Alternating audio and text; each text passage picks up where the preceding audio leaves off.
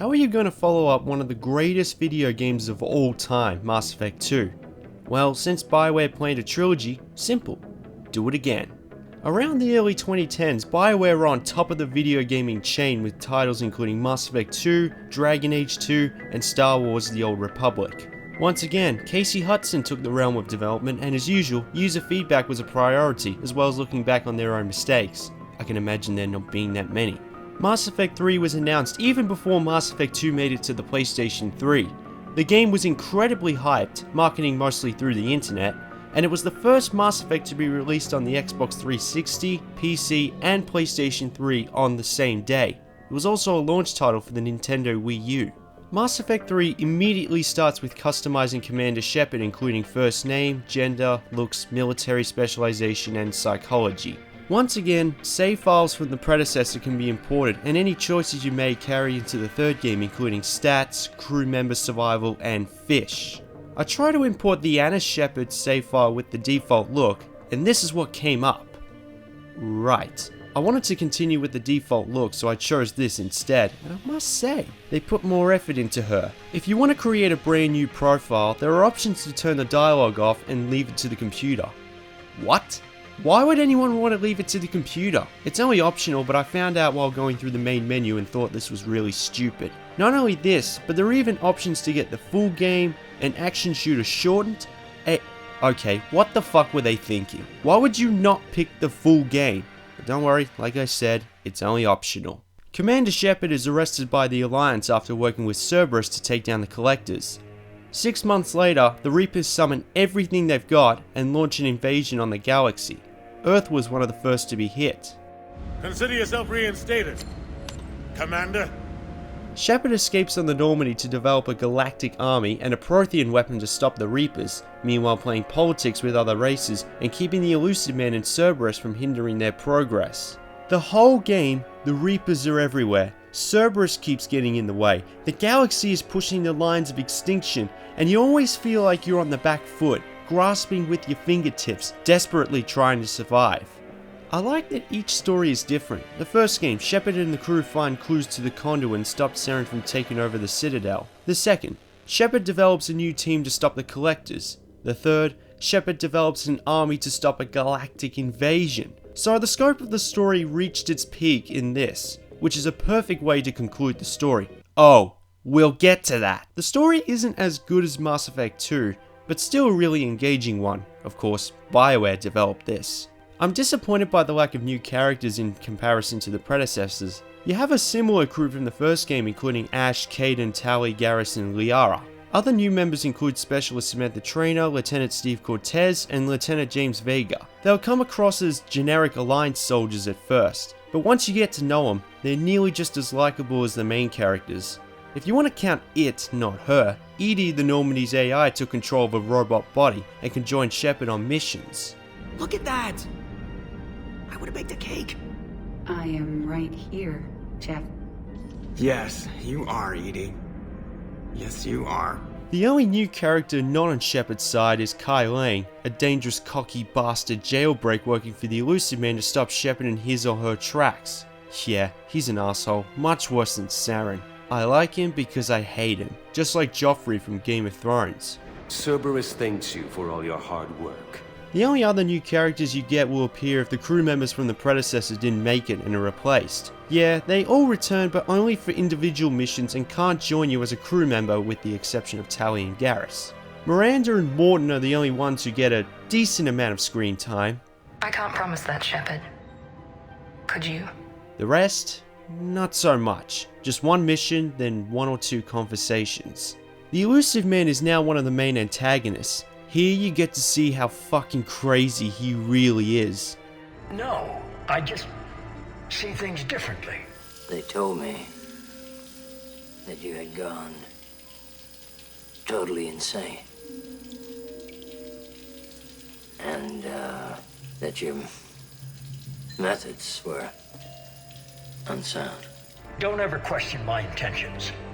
I've sacrificed more for humanity than you'll ever know. He believes that controlling the Reapers is the better option and won't let anything get in his way. even going as far to killing anyone who leaves Cerberus and turning his soldiers into monsters. Hardly. They're being improved. You'll constantly wonder if he's on the Reaper side or if he cares too much about humanity. The Elusive Man is definitely one of the most complex characters I've ever seen in a video game. When you compare this to the first Mass Effect, when the dialogue options were really the only time Shepard spoke, when you get up to this one, the emotion in Shepard has increased and takes full control of the story. You better start explaining before I lose my temper. I won't let you keep your thralls. Release them, now. These Krogan are slaves of Saren. Puppets. Tools to be used and discarded. Is that what you want for your people? Enough! Don't you think I'd rather stay and fight? Why is Cerberus here? What do you want? We don't have time to negotiate. You've been fooled, all of you. This is definitely Jennifer Hale's best performance as Commander Shepard. I actually enjoy playing as Annis more than Drax. So while I'm disappointed by the lack of new characters, I certainly can't complain about the character development, that's for sure. If you find yourself ranking which characters are your favourite, you know the writing in Mass Effect is top notch. Half the gameplay time is probably spent on character interactivity, but Bioware somehow make that fun.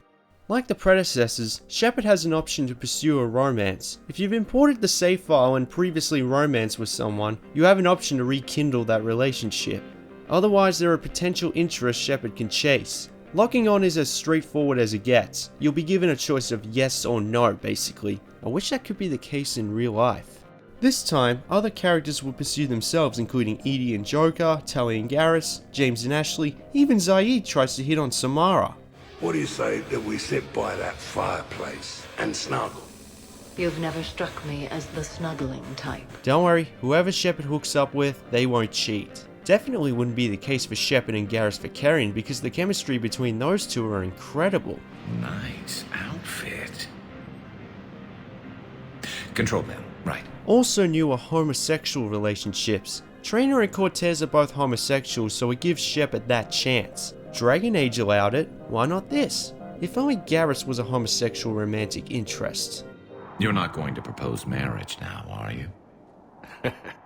Oh well, whatever sexuality Shepard is, once the love goes beyond the boundaries of the Normandy, they take it to the commander's cabin. The romantic relationships are developed enough that each one feels permanent, as if they're part of the main story, which they are, but for example, if Shepard hooks up with Liara, the relationship is developed enough to feel like Liara is the only one to pursue. I hope that made sense. Flatterer. I try. Has the overall gameplay improved? Well, in Mass Effect, the only customization you got was the weapons. Mass Effect 2 introduced separate upgrades around the ship, armor, and weapons. They went all out on the third. Not the best customization in a video game, but if you're me, and being that this is a channel called ColourShed, I feel like a kid in some kind of a store. Look at the color choice! Yeah, locked and loaded. Instead of scanning planets to collect resources for upgrades, they can be purchased either on the Citadel or the Normandy. The planet scanners are now used to find credits and military strength. However, the Reapers are out there, and ready to rape the Normandy whenever they get the chance. It can feel a bit tedious trying to scan everything, particularly the fuel, but at least there's not as much to find. There are plenty of side quests scattered all over the galaxy, all absolutely necessary completing. Most of them are basically multiplayer maps, but at least they don't all look the same like in the first game. You'll find plenty of interactions on the Citadel. I recommend completing every single one to experience all possible endings. When it comes to the controls, some love it and some hate it. I think they're the best in the trilogy. One thing they added which really helps is a second crossfire which pops up every time you hit something. Doesn't sound like much, but it makes a huge difference knowing that your weapon is accurate. You can flip out of bad situations like frag grenades and rocket whores. You can climb up ladders, leap over a gap, perform heavy attacks, and run as long as you want. The frame rate can be choppy sometimes, which doesn't exactly set a good first impression, but not too much to ruin the experience overall. The bypass technology advanced quickly, I mean really quickly. Check out how you had to bypass locks and doors in Mass Effect. Now check it out in Mass Effect 2. Now check out Mass Effect 3. That's it, just press X or A. Once again, morality plays a key role in the story. Play this with either a strong Paragon or Renegade path if you want to get far in any Mass Effect game. Interrupts and special morale dialogue return, but nothing new, which is pretty disappointing. Because Shepard is developing a galactic army, there's a war room giving information on the efficient military strength size and which race is helping. You feel the tension between the other races conflicted with each other. The decision was made hundreds of years ago. So much has changed. Not enough to tell us about the bomb, coward. Gentlemen, you can't fight in here, this is the war room! Trying to find the best decision for Shepard's galactic army is rocket science. For example, one mission you have an option to either sacrifice the Rachni or not. Saving the Rachni will give you 100 military strength points, but that's only if you played the first game and spared the Rachni, otherwise that one is fake, it would run away, and if Grunt wasn't loyal in the predecessor and you saved the Queen, he dies. If he was loyal, he won, but his crew will die. I'm not surprised though, all RPGs should have that kind of complexity. It feels like a different game that continues the story after beating the collectors in Mass Effect 2. A bigger scope, reworked controls, enhanced graphics, and as I mentioned before, multiplayer. It's certainly no Mass Effect 2 clone. Because this game is published by Electronic Arts, expect a ton of DLCs thrown in your face hard enough to break your skull. For the third time, Doctor, I'm not interested. Most of them are rubbish, particularly the From Ashes DLC. It was released the same day as the full game. Yeah, very clever. There's a mission where you return to Eden Prime and a Prothean joins your crew. Now let's just take that mission out and make them pay for it separately. Fuck you, Eden. Objection noted. There's also one where Shepard joins Aria to retake Omega from Cerberus. And that day is coming. But the only DLC worth purchasing is the Citadel. You get at least 6 hours of gameplay, tons of character interactivity, Rex briefly returns as a crew member, and the writers would have said to themselves, you know what, we've concluded the trilogy, let's have some fun, because there are plenty of hilarious moments. Here, Shepard finally gets a good chance to interact with everyone from the entire trilogy. If you have Mass Effect 3 and the Citadel DLC is on special on the Xbox Live or PlayStation Store, pounce on the chance, it's worth it. What's with the Volus? Oh, pizza delivery guy. I got the munchies. Most of the smaller DLCs, including From Ashes and the extended cut, are already available on the Nintendo Wii U port. But I wouldn't bother, as you have to play from the beginning of the trilogy to get the most out of Mass Effect 3. The Nintendo Wii U doesn't have the whole trilogy, and you don't have access to the Citadel DLC. Speaking of the extended cut, spoiler alert.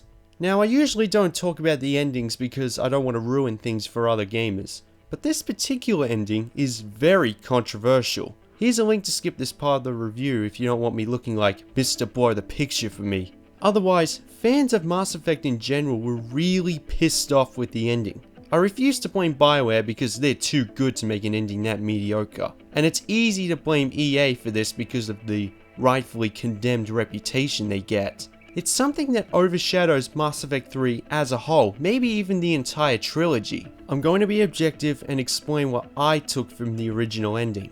Before release, Bioware promised there was going to be at least 16 different endings, and how you play the trilogy as a whole will make a difference.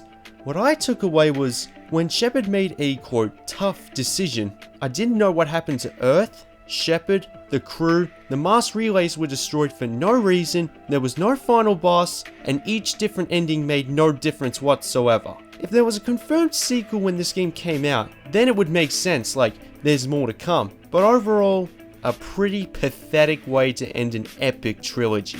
That's why endings are so important, because no matter how good a game can be, a bad ending can still make you feel disappointed and angry when you finish playing it. But I was not pissed off. I think it's because I didn't play Mass Effect 3 when it was new. Before I started playing the first Mass Effect, I knew there was an extended cut waiting for me. Bioware took user feedback seriously with Mass Effect 2, and after the hostile backlash concerning the ending, Bioware listened and released an extended cut to fix almost everything Mass Effect fans hated. It didn't exactly change the ending, they simply added more depth on character choice and filling in most of the plot holes. I tried the ending again and it was much better. Still no final boss. The Elusive Man was originally meant to be that, but I guess they decided it was too similar to the first game. It cuts to the crew more frequently. They can survive the charge for the conduit. There are more optional endings. There's a cutscene explaining what happened after the Reapers were defeated on each ending.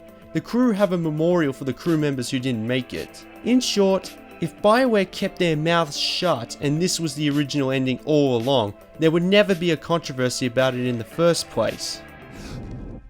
As it happens, getting every possible ending is extremely difficult, and if you don't get the extended cut, it's impossible unless you play Mass Effect 3 online regularly.